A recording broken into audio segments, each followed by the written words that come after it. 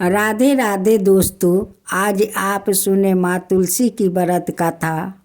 एक कन्या जब वो थोड़ी बड़ी हो जाती है और उसके समझ आने लगी, तब से ही वो तुलसी माता जी की पूजन करने लगी।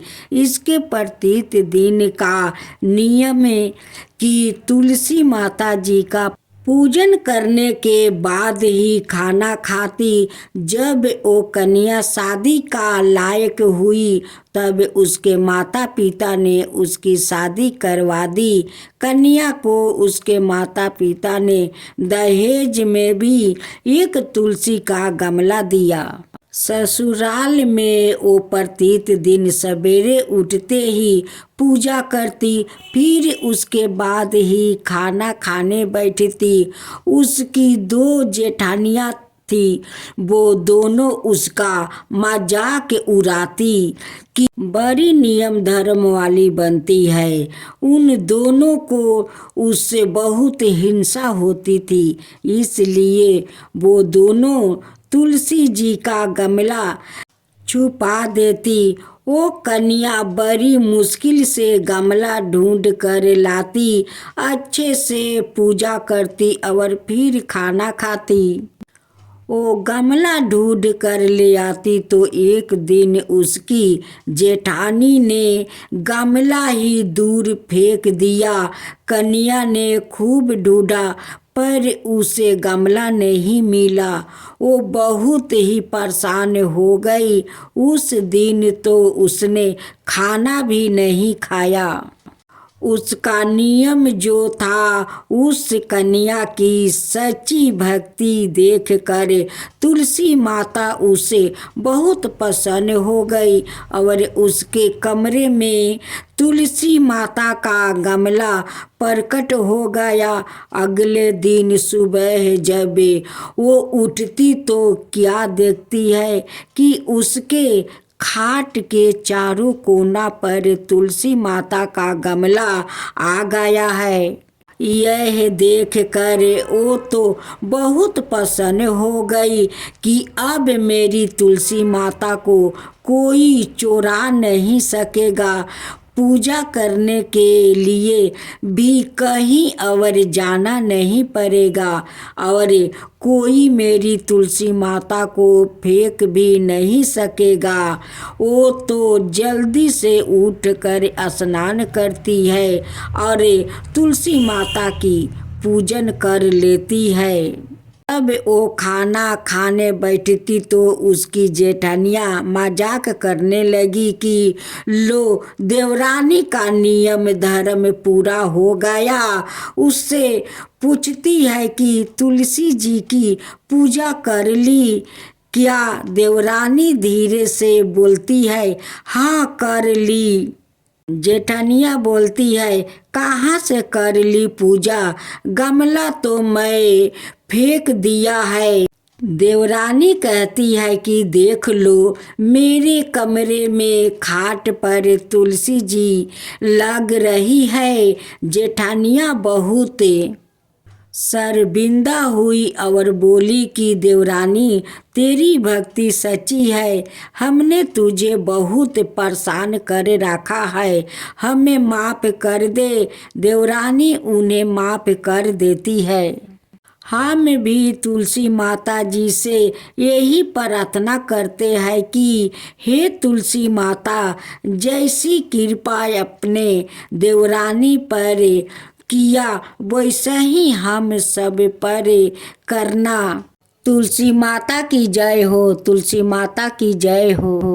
एक बुढ़िया थी, उसको तुलसी पूजा करने का नित्य नियम था। वो प्रत्येक दिन खाना खाने से पहले पूजा करती और उसके बाद खाना खाती।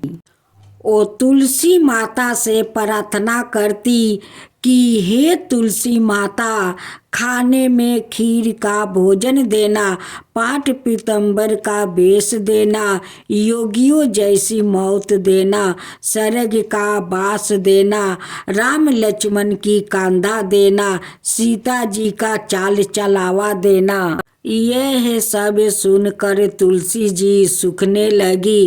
राम लक्ष्मण उधर से निकल रहे थे तो उन्होंने पूछा तुलसी जी से कि आप सूखे क्यों जा रही हो।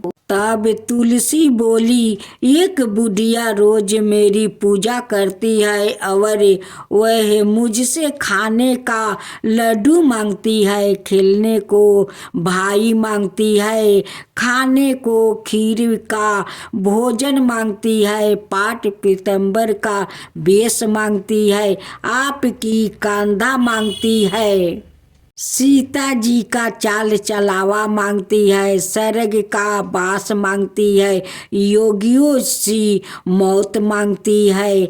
बाकी सब तो मैं दे दूं, पर आपकी कांधा कहाँ से दूं और सीता जी का चाल चलावा कहाँ से दूं। राम जी और लक्ष्मण जी तुलसी जी से बोले कि आप हरे भरे हो जाओ, सब हो जाएगा। कुछ दिनों बाद बुढ़िया मर गई। लोग इकट्ठा होने लगे। जब बुढ़िया को ले जाने के लिए उसको तैयार करने लगे, उठाने लगे तो वो इतनी भारी हो गई कि उसको लोग उठा नहीं पाए, उसको हिला भी नहीं पा रहे थे। लोग कहने लगे कि बुढ़िया इतनी भारी कैसे हो गई, वो तो देव दर्शन सब करती थी, क्या वो कोई जादू टोना करती थी जो ऐसी भारी हो गई। इतने में राम लक्ष्मण और सीता जी आए।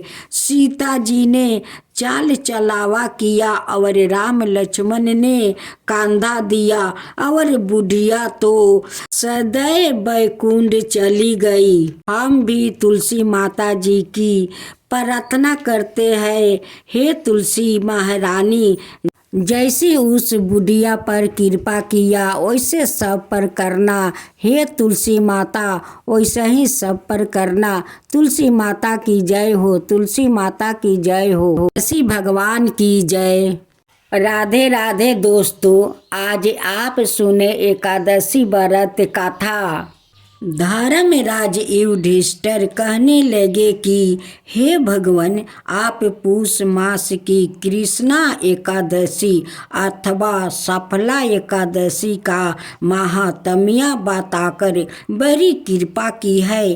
अब आप कृपा करके मुझे पूष माह के शुक्ला पक्ष की एकादशी के विषय में भी बतलाइए। इस एकादशी का क्या नाम है और इस व्रत का क्या विधान है, इसकी विधि क्या है, इसका व्रत करने से किस फल की प्राप्ति होती है और इसमें कौन से देवता का पूजन किया जाता है, कृपया यह सब विधान पूर्वक बताइए। भद्रावती नामक नगरी में सुकतुमान नाम का एक राजा राज करता था। उसके कोई पुत्र नहीं था। उसकी स्त्री का नाम सैबिया, वो निपुत्री होने के कारण सदैव चिंतित रहा करती थी। राजा के पितर भी रो रो कर पिंड लिया करते थे और सोचा करते थे कि इसके बाद हमको कौन पिंड देगा। राजा को भाई बांधव, धान, हाथी, घोड़ा, राज और मंत्री, इन सब में से किसी से भी संतोष नहीं होता था। वो सदैव यही विचार करता था कि मेरे मरने के बाद मुझको कौन पिंड दान करेगा। बिना पुत्र के पितरों और देवताओं का ऋण मैं कैसे चुकाऊंगा। जिस घर में पुत्र ना हो उस घर में सदैव अंधेरा ही रहता है। इसलिए पुत्र उत्पत्ति के लिए प्रयत्न करना चाहिए। जिस मनुष्य ने पुत्र का मुख देखा है वो धन्य है, उसको इस लोक में यश और परलोक में शांति मिलती है, अथवा उनके दोनों लोक सुधर जाते हैं। पूर्व जन्म के कर्म से ही इस जन्म में पुत्र धन आदि प्राप्त होते हैं। राजा इसी प्रकार रात दिन चिंता में लगा रहता था। एक समय तो राजा ने अपने शरीर को त्याग देने का निश्चय किया, परंतु आत्मघात को महान पाप समझकर उसने ऐसा नहीं किया।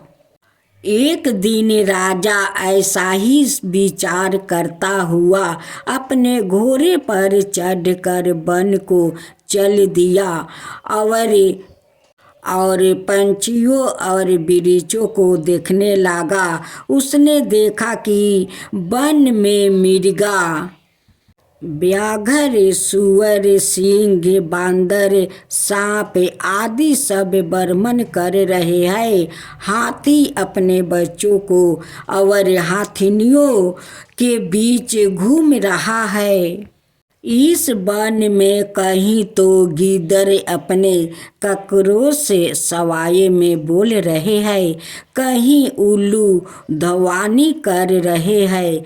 वन के दृश्यों को देखकर राजा सोच विचार में लग गया। इसी प्रकार आधा दिन बीत गया। वो सोचने लगा कि मैंने कई यज्ञ किया, ब्राह्मणों को स्वादिष्ट भोजन से संतोष किया, फिर भी मुझको दुख प्राप्त हुआ क्यों? राजा प्यास के मारे अत्यंत दुखी हो गया और पानी की तलाश में इधर उधर फिरने लगा। थोड़ी दूर पर राजा ने एक सरोवर देखा।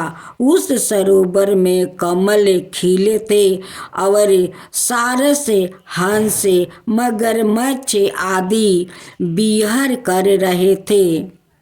उस सरोवर के चारों तरफ मुनियों के आश्रम बने हुए थे।